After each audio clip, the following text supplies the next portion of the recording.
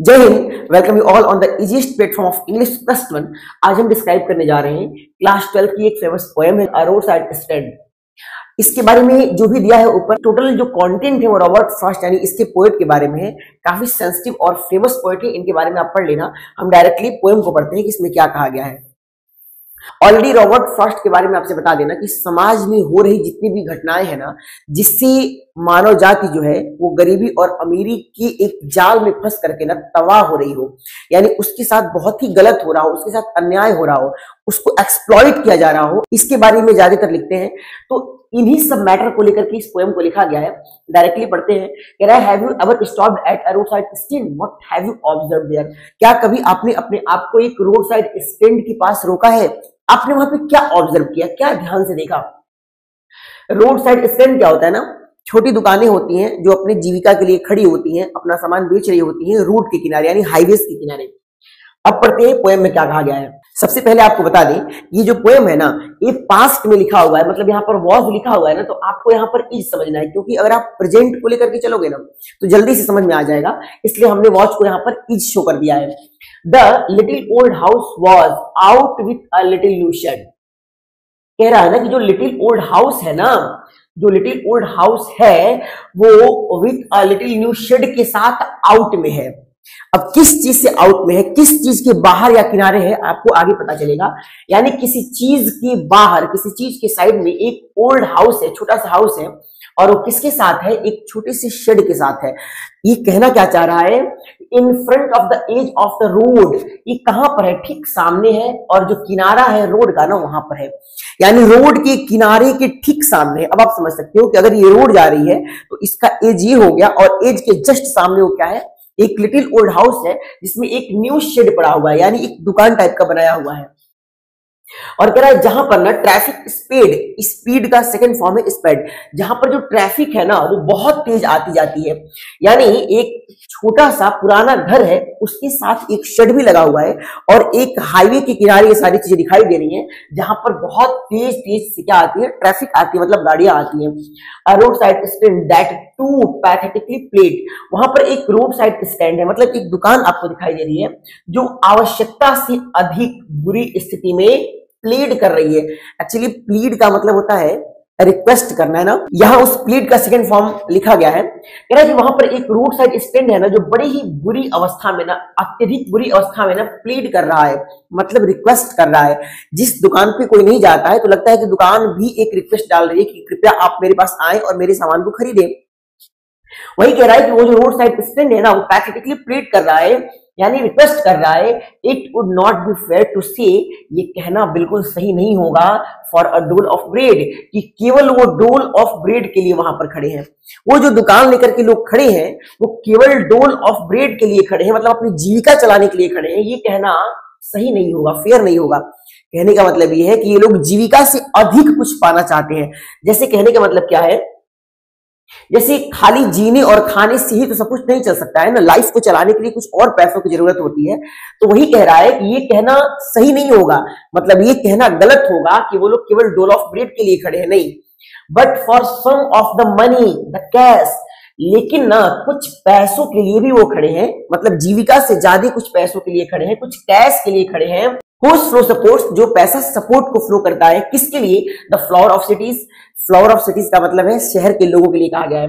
जो पैसा शहर के लोगों को ना अलग रखता है डूबने से और मुरझा करके खत्म होने से, यानी फेंट होने से, पूरी तरह से बर्बाद होने से। यानी शहर के लोगों को जो पैसा एक ऐसा सपोर्ट फ्लो करता है जो सपोर्ट इनको दूर रखता है, फ्रॉम रखता है सिंकिंग से और विदरिंग, फेंट होने से, यानी पूरी तरह से सूख के बर्बाद होने से और डूबने से बचाता है। कहने का मतलब क्या है कि शहर के लोगों की जो भी जरूरतें होती है ना, उनके पास पैसा अधिक होता है, और वो पैसा जो सपोर्ट फ्लो करता है उनके लिए ना, उन्हीं पैसों में से कुछ पैसा इनको भी मिल जाए, कुछ कैश इनको भी मिल जाए, बस इसी के लिए यहां पर खड़े हैं, न कि केवल जीविका के लिए खड़े हैं। जीविका से ऊपर भी ये लोग कुछ पाना चाहते हैं। The polished traffic passed with a mind head.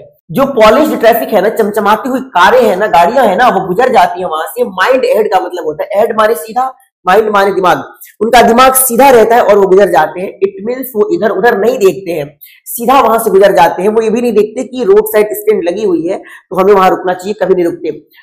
और if ever aside a moment, या अगर गलती से वो लोग एक मोमेंट के लिए असाइड हो भी जाते हैं, मतलब देख भी लेते हैं, साइड में होकर के देख भी लेते हैं ना, तो वो लोग आउट ऑफ सॉर्ट हो जाते हैं, मतलब ना इरिटेट हो जाते हैं, गुस्से में आ जाते हैं।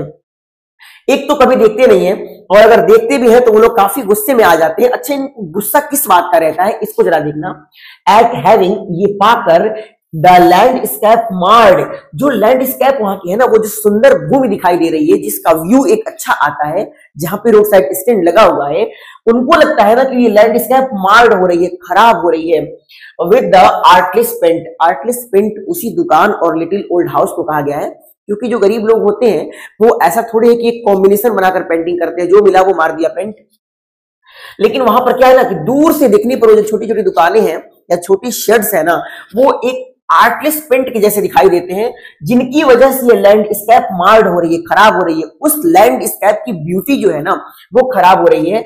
इस बात से ये लोग चिढ़ जाते हैं, या और किससे चिढ़ जाते हैं? ऑफ साइंस, उन चिन्हों से चिढ़ जाते हैं दैट, जो ये बताता है विथ एंड टर्न रॉन्ग, यहाँ पर जो नॉर्थ वाला टर्न है वो गलत है, एंड साउथ टर्न रॉन्ग, और यहाँ पर जो साउथ वाला टर्न है वो रॉन्ग है। कहने का मतलब क्या है, वहां पर जो साइन बोर्ड्स लगे हुए हैं वो टेढ़े मेढ़े हो गए हैं, वो अपनी दिशा को चेंज कर दिए हैं।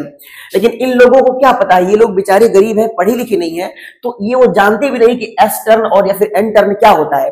इस चीज को देख करके वो लोग गुस्सा हो जाते हैं कि देखो यहाँ पे साइन बोर्ड्स को कैसे लगाया गया है, जबकि रियलिटी ये है कि वो भूखे प्यासे लोग वहां पर रोड साइड स्टैंड के साथ खड़े हैं, लेकिन उनको कोई नहीं देखता। या फिर और क्यों गुस्सा हो जाते हैं? Offered for sale wild berries, वहां पर जो इनको दिया जाता है, ऑफर किया जाता है सेल में वाइल्ड बेरीज, जंगली बेर को जो वो लोग बेचते हैं, उसको देखकर ये लोग गुस्सा हो जाते हैं। इन वुडन पॉट्स, लकड़ी की टोकरी में, लकड़ी की टोकरी में ये लोग जो वाइल्ड बेरीज को बेचते हैं ना, सेल लगा करके ऑफर करते हैं, इसको देख करके ये लोग गुस्सा हो जाते हैं। या फिर और क्यों गुस्सा होते हैं? और क्रुक्ड नेक्ड, मुड़ी हुई गर्दन वाली गोल्डन कलर की स्पेस माने जो कद्दू होती है, जिसके ऊपर सिल्वर वॉर्ड्स बने होते हैं, करेले के ऊपर आपने बूदी बूदी देखा है ना, उसे ही वॉर्ड्स कहते हैं। तो सिल्वर सिल्वर कलर के जो वॉर्ड्स लगे होते हैं स्क्वेस माने कद्दू के ऊपर, जो गोल्डन कलर के होते हैं मतलब कद्दू, और जिनकी गर्दन मुड़ी होती है, मतलब जो डंठल होती है वो मुड़ी होती है, इसको देख के वो लोग गुस्सा हो जाते हैं। एक्चुअली क्या है ना, बड़े लोग जो होते हैं ना, वो पॉलिश्ड जो सब्जियां आती हैं उनको देख के वो खुश हो जाते हैं, लेकिन जो नेचुरल होती है ना उस पर तो स्क्रैच वगैरह होंगे, उनको देख के शायद उनको गुस्सा आता है कि क्या ही बाहियात चीज को ये लोग बेच रहे हैं, बेकार चीजों को बेच रहे हैं। या और क्यों गुस्सा होते हैं? और beauty rest in a beautiful mountain scene, जो एक ब्यूटीफुल माउंटेन सीन के ऊपर बची हुई ब्यूटी है ना, उसको देख करके लोग गुस्सा होते हैं। मतलब इतनी ही ब्यूटी क्यों है, और सुंदरता यहाँ पर होनी चाहिए। यानी अगर ये रोड साइड स्टैंड्स नहीं लगे होते तो शायद इस लैंडस्केप की सुंदरता और बढ़ जाती। इन सब सारी चीजों को देख करके इस बड़े लोग जो होते हैं ना वो गुस्सा हो जाते हैं। अब यहाँ पे 2 लाइन पोएट की है, क्या कहते हैं कि यू हैव द मनी, तुम्हारे पास तो पैसा है, ऐ शहर के बड़े लोग, तुम्हारे पास तो पैसा है, लेकिन कि क्या तुम बनना चाहते हो मीन, नीच बनना चाहते हो, इतने गिरे हुए इंसान क्यों बनना चाहते हो? तुम्हारे पास तो पैसा है, वाई कीप योर मनी। अब देखो दिस क्रॉसली का मतलब गुस्से में बोल रहे हैं, कह रहे क्यों तुम्हारा जो ये पैसा है इसको रख करके, मतलब अपने पैसे को तुम रख करके यहां से, और क्या होता है ना, एंड वो अलाउंग निकल जाते हो, यहीं से होकर के गुजर जाते हो और अपना पैसा कीप करके रखते हो, यानी अपने पास रखते हो, प्रिजर्व रखते हो। क्यों इतने तुम मीन बन जाते हो? तुमको समझ नहीं आता कि वहां पर जो रोड साइड स्टैंड्स लगे हुए हैं वो लोग तुमसे ही जीने की आशा कर रखे हैं। The hurt to the scenery, जो सीनरी को हर्ट हुआ है तुम्हारे अकॉर्डिंग, जो लैंडस्केप खराब हुई है ना, वुडंट बी माई कंप्लेंट, ये मेरी कंप्लेंट नहीं हो सकती। मैं इस बात पे कभी कंप्लेंट नहीं करूंगा कि इन लोगों ने ब्यूटी को खराब किया है। लाइफ की सबसे सुंदर सुंदरता क्या है कि कोई भी इंसान खुश रहे अपनी जिंदगी में, लेकिन इस सुंदरता को खराब होते हुए तुम नहीं देख सकते, लेकिन प्रकृति की सुंदरता को खराब होते हुए तुम देख पा रहे हो, क्योंकि तुम्हारी आंखें उस प्राकृतिक चीज को देखना चाहती हैं, लेकिन प्राकृतिक होने के साथ साथ मानवता को तुम नहीं देख पाते हो। इसलिए इस खराब हुई ब्यूटी के बारे में मैं कुछ नहीं बोलना चाहता हूं। So much as the trusting sorrow of what is unsaid, कहते हैं ना कि बहुत ज्यादा ट्रस्टिंग सॉरो है। मतलब इन लोगों ने काफी ट्रस्ट किया था, लेकिन इस ट्रस्ट के बदले इनको सॉरो मिला, दुख मिला, और ऐसा दुख ना जो अनसेड है, जो कहा नहीं जा सकता है। यानी इन लोगों ने तुम जैसे लोगों पे, शहर के लोगों पे बहुत ट्रस्ट किया था, और ट्रस्ट के बाद इनको मिला क्या? सॉरो मिला, दुख मिला, हैप्पीनेस नहीं मिली। और एक ऐसा दुख इनको मिला ना जो अनसेड है, जो ये कह भी नहीं पाते हैं तुमसे, क्योंकि ऑलरेडी तुम टेम्पर्ड रहते हो इनके ऊपर, तो ये अपनी बात को कह कैसे सकते हैं? कह रहा है here far from the city we make our road side stand. अब ये लाइन जो है ना वो उन लोगों की है, पोएट की लाइन नहीं है। कह रहा है कि यहां पर शहरों से बहुत दूर, शहर से दूर हम क्या करते हैं? अपने रोड साइड स्टैंड को बनाते हैं। यानी वो लोग क्या कहते हैं कि एक तो हम शहर से बहुत दूर आकर के और अपने रोड साइड स्टैंड को बनाते हैं, क्योंकि शहर में लगाएंगे तो लोग और गुस्सा होंगे। एंड आस्क फॉर, और डिमांड करते हैं। आस्क फॉर का मतलब होता है डिमांड करना, और हम मांगते हैं some city money to feel in hand, कुछ शहर का पैसा अपने हाथ में महसूस करने के लिए। अब पैसा महसूस करने का क्या मतलब होता है कि जब पैसा हमारे हाथ में आएगा, मतलब मेरा होगा, तभी तो हम उसको महसूस कर पाएंगे ना। वही कह रहा है कि हम लोग कुछ पैसे का डिमांड करते हैं ना, ताकि हम भी फील कर सके अपने हाथ में उसको लेकर के। क्यों फील कर सके? आगे वाली लाइन जरा ध्यान से पढ़ना। कह रहा है टू ट्राई, ये ट्राई करने के लिए कि क्या, इफ माने कि क्या, ट्राई करने के लिए कि क्या, it will not make our being expand, कि क्या ये पैसा हमारे बीइंग माने जिंदगी को एक्सपेंड नहीं करता है। हम इसलिए उस पैसे को अपने हाथ में लेकर के फील करना चाहते हैं, ये देखना चाहते हैं कि क्या ये पैसा हमारी जिंदगी को एक्सपेंड नहीं करता है। बीइंग का मतलब लाइफ, हमारी लाइफ को एक्सपेंड नहीं करता है। क्या इस पैसे से हम अपनी लाइफ अच्छे से नहीं जी सकते हैं? ओवरऑल इस पैसे से हम अपनी लाइफ को अच्छे से बिता सकते हैं, जीत सकते हैं, ये कहना चाहता है। And give us the life of the moving pictures promise, और हम इसलिए भी फील करना चाहते हैं ना कि हम अपने आप को दे पाए वो वाली लाइफ जो मूविंग पिक्चर्स में, मतलब फिल्म में होती है। फिल्मों की जो लाइफ प्रॉमिस की जाती है, एक फिल्म में बड़ी आसानी से लोग प्रॉमिस कर देते हैं कि तुमको इस तरह की जिंदगी मिलेगी, मतलब बहुत ही बेपरवाही से कोई बात कह देते हैं और आदमी उस पर विश्वास कर लेता है, वो वाली लाइफ। अब देखो, मूविंग पिक्चर्स की लाइफ बड़े लोगों के लिए कई करोड़ की हो सकती है, और जिनको खाने का ठिकाना नहीं है उनके लिए बस रोटी कपड़ा और रहने का शेल्टर मिल जाना ही एक फिल्मों वाली लाइफ के बराबर है। वही वो कह रहे हैं कि मूविंग पिक्चर्स में जो प्रॉमिस किए जाते हैं जिस तरह के जिंदगी का, उस तरीके की जिंदगी हम अपने आप को दे पाए। कह रहा है कि that the party in power is said to be keeping from us, from माने दूर। कह रहा है ना, क्योंकि जो दैट माने क्योंकि जो पार्टी है पावर में ना, उसको तो ऐसा कहा जाता है, हमारे द्वारा ऐसा माना जाता है ना कि वो हम लोगों को दूर रखती है इस चीज से। यानी जो चीज मूविंग पिक्चर्स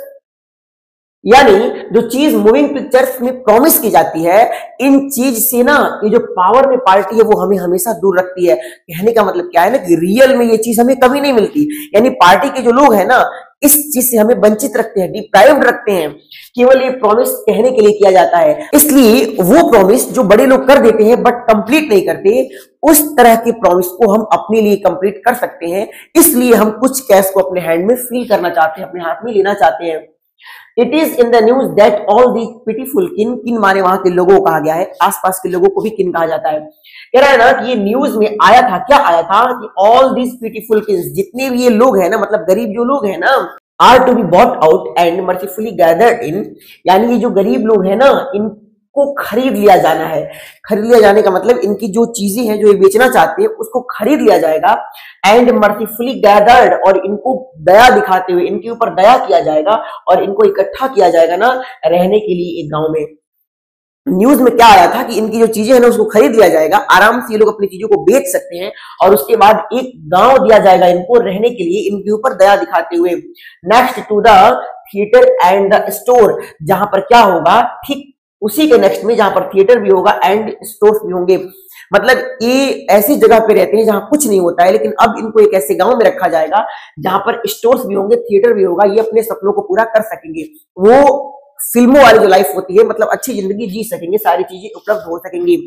और क्या न्यूज में आया था, जिस जगह पे they won't have to think for themselves anymore, जहां पर उनको अपने बारे में थोड़ा भी सोचने की जरूरत नहीं पड़ेगी, यानी कैसे उनकी जिंदगी चलेगी ये उनको नहीं सोचना है।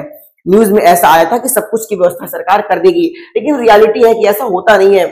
वही greedy good doers beneficent beasts of prey. अब जरा इस लाइन को समझना, गुड डूअर्स, अच्छा काम करने वाले जो लोग हैं वो ग्रीडी हैं, रियल में क्या है वो लालची हैं, दिखावा करते हैं गुड डूअर्स बनने का, वो दिखावा करते हैं बेनिफिशिएंट बनने का कि वो हमारे लिए मतलब गरीबों के लिए लाभदायक है, लेकिन वो बीस्ट ऑफ प्रे हैं, एक ऐसे शिकारी जानवर हैं, एक ऐसे जानवर है ना जो जानवरों का ही शिकार करते हैं। कहने का मतलब एक ऐसा इंसान जो इंसान को ही मारता है, एक ऐसा जानवर जो जानवर को अपनी ही जाति को हानि पहुंचाता है, इस तरह के लोग हैं जो बेनिफिशिएंट बनने का प्रयास करते हैं।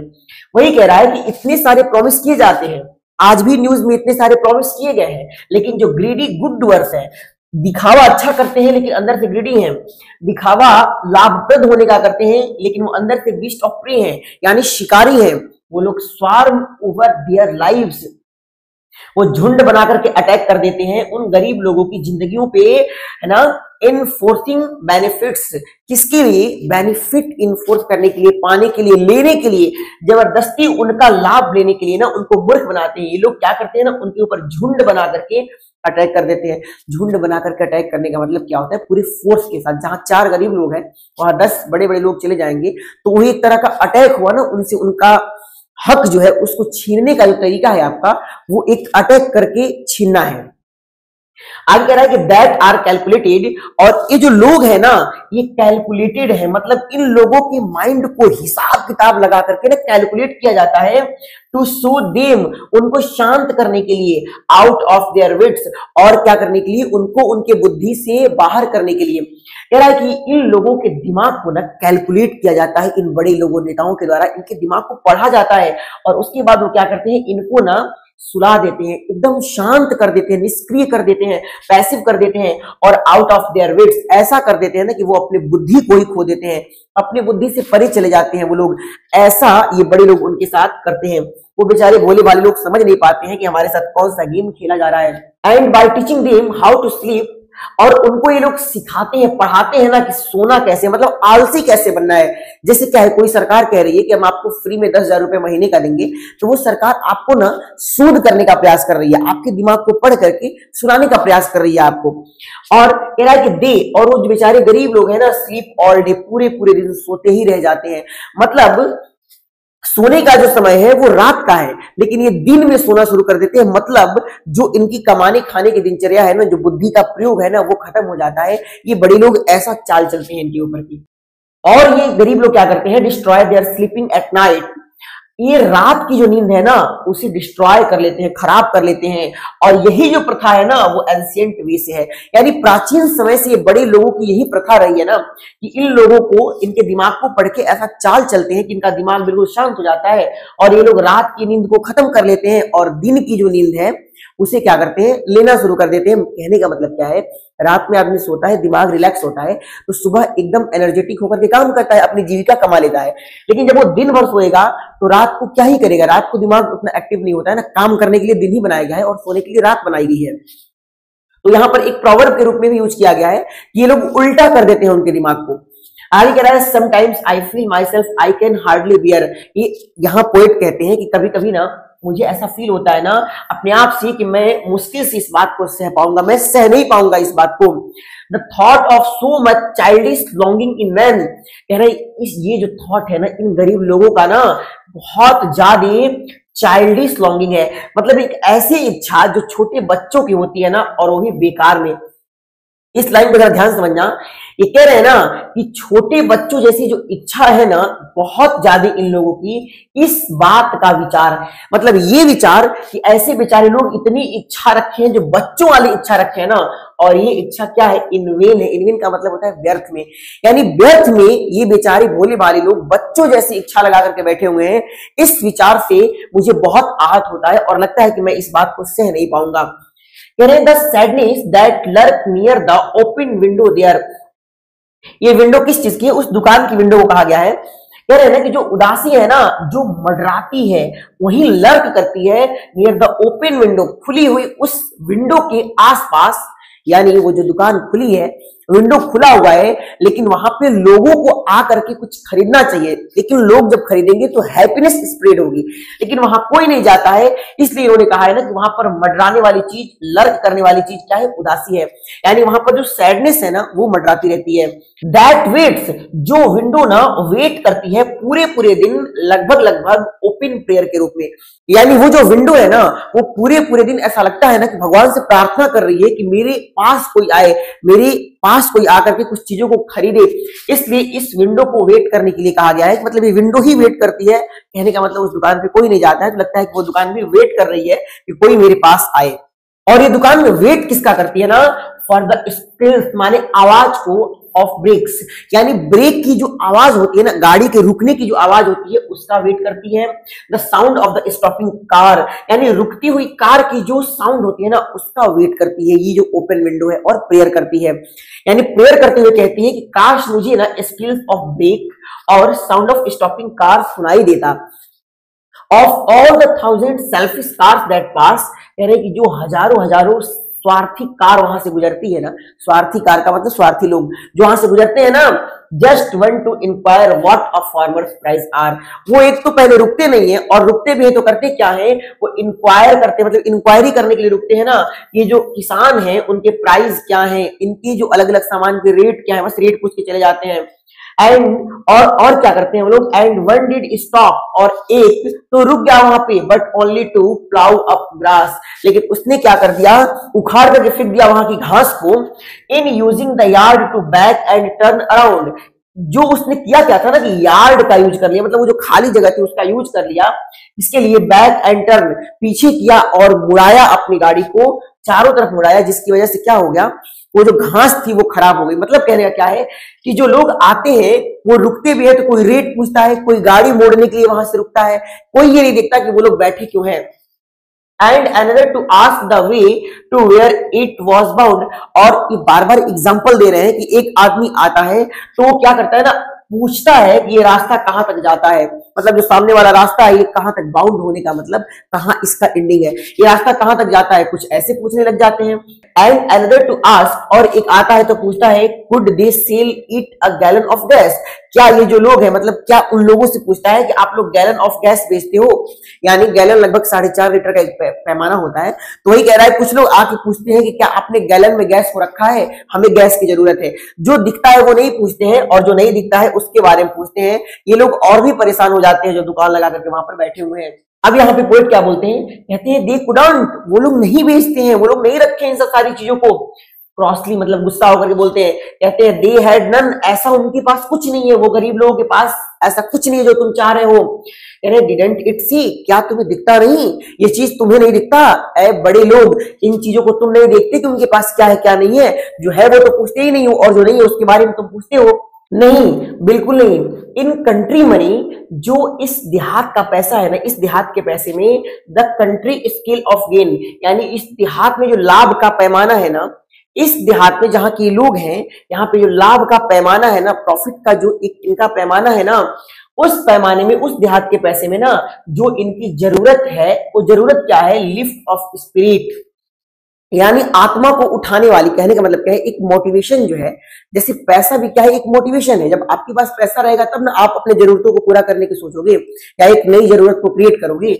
वही कह रहा है कि जो इस कंट्री में, इस देहात में जो लाभ का पैमाना है ना, जो पैसा ये लोग कमा पाते हैं, उससे जो इनके आत्मा को यानी स्पिरिट को लिफ्ट करने की जो जरूरत है ना, हैज नेवर बीन फाउंड, वो कभी हो ही नहीं सकती, वो कभी हुई ही नहीं है, वो कभी पाई भी नहीं गई है। मतलब क्या कहने का है कि ऐसा कभी नहीं देखा गया है कि इस देहात का जो पैसा है ना, इस पैसे में जो इनका लाभ का पैमाना है ना, इनकी स्पिरिट को कभी लिफ्ट करने की जरूरत को पूरा कर पाए। मतलब जो पैसा वो कमाते हैं ना, उससे उनकी लाइफ का मोटिवेशन बिल्कुल इनहेंस नहीं हो पाता है, यानी जो पैसा ये लोग कमाते हैं ना, उससे इनका कुछ नहीं हो पाता है। कह रहे हैं और so the voice of the country seems to complain, या ना सही तरीके से बताएं, ज्यादा तरीके से बताएं तो जो इस देहात की आवाज है ना, ऐसा लगता है ना कि कंप्लेन कर रही है। मतलब इन देहाती लोगों की आवाज में ही ना एक दर्द सा महसूस होता है, लगता है वो दर्द ना रिक्वेस्ट करते हुए, प्लीड करते हुए, यानी पैथेटिकली इस बात को बयां कर रही है ना कि मेरा ये कंप्लेन है कि मेरी जरूरत तो छोड़ो, मेरे अंदर से एक इंथुजियाज्म भी नहीं क्रिएट होता है कि मैं कुछ नया कर पाऊं। अब ये जो लाइन है ना, वो पोएट ये ध्यान से समझना, I can't help owning the great relief it would be. कह रहे हैं ना कि वो जो ग्रेट रिलीफ होगा, कब होगा अभी बताते हैं आपको। कह रहे मैं अपने आप की हेल्प नहीं कर पा रहा हूं पाने में उस ग्रेट रिलीफ को, जो होगा कब होगा, टू पुट, और यहां पर देखो लिखा है आउट, पुट आउट का मतलब होता है निकाल देना, हटा देना।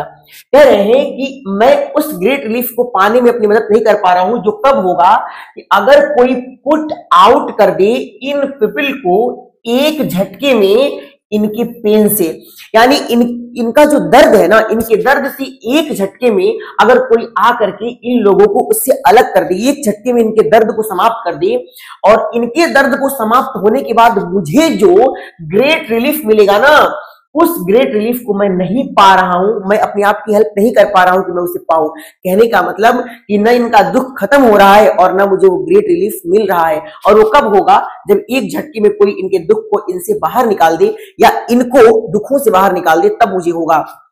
आई wonder how I should like you to come to मी।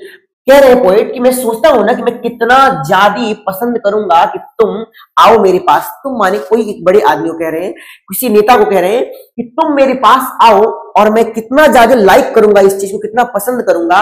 मैं ये सोचता हूं, अच्छा कब पसंद करूंगा, आओ तुम तो ऑफर करो ना, पुट आउट निकालने का, मुझे बड़े आराम से तुम निकाल दो ऑफ माई पेन, मेरे अपने दर्द से। मेरा अपना दर्द ये है कि जो गरीब लोग हैं वो बड़े ही कष्ट से अपनी जिंदगी जी रहे हैं, यही मेरा दर्द है, और तुम मुझे मेरे कष्ट से बाहर निकाल दोगे, मतलब उन लोगों को ग्रेट रिलीफ दे दोगे, उनको उनके दुखों से बाहर निकाल दोगे। तो दूसरे शब्दों में उन्होंने क्या बोला है कि अगर तुम आओ और आकर के मुझे मेरे कष्टों से बाहर निकाल दो, मतलब उनके लिए कुछ अच्छा कर दो, एक झटके में उनकी गरीबी हटा दो या उनके लिए कुछ बढ़िया कर दो, तो मेरा जो पेन है ना उससे मैं आउट हो जाऊंगा, मैं बाहर हो जाऊंगा। तो मैं ये सोचता हूं कि अगर कोई आए और इस तरह का काम करे तो मेरे लिए बहुत अच्छा होगा। तो ये पोएम यहाँ पर एंड होता है। इसकी जो राइमिंग स्कीम है ना वो रैंडम है, वो आप अपने हिसाब से समझ सकते हो। कुछ हम आपको बता देते हैं और आप बाकी अदर जो लाइन में है ना उनके में देख लेना। यहाँ शेड लिखा है, स्प्रेड लिखा है, प्लेट लिखा है, ब्रेड लिखा है। अब इन चारों में अगर आप देखोगे ना तो ए और ए ही है। शेड, स्प्रेड, प्लेट और ब्रेड, ये चारों लगभग एक तरह के दिखाई दे रहे हैं। फिर इधर देख लो आप, सपोर्ट्स लिखा है तो इसको ए मान लो, फेंट लिखा है तो बी मान लो, एड लिखा है तो सी मान लो, और शॉर्ट्स तो लगभग सपोर्ट और शॉर्ट मिल रहा है तो इसको भी ए मान लेंगे। तो ये रैंडम है, अगर आए तो आप इसको पढ़ के समझ सकते हो। बाकी इसमें जो पोएटिक डिवाइसेस हैं उसको आप अपने मन से करना, और नहीं आए तो आप कमेंट में पूछना। तो फिलहाल के लिए इतना ही, मिलते हैं अगली वीडियो में। जय हिंद, जय भारत।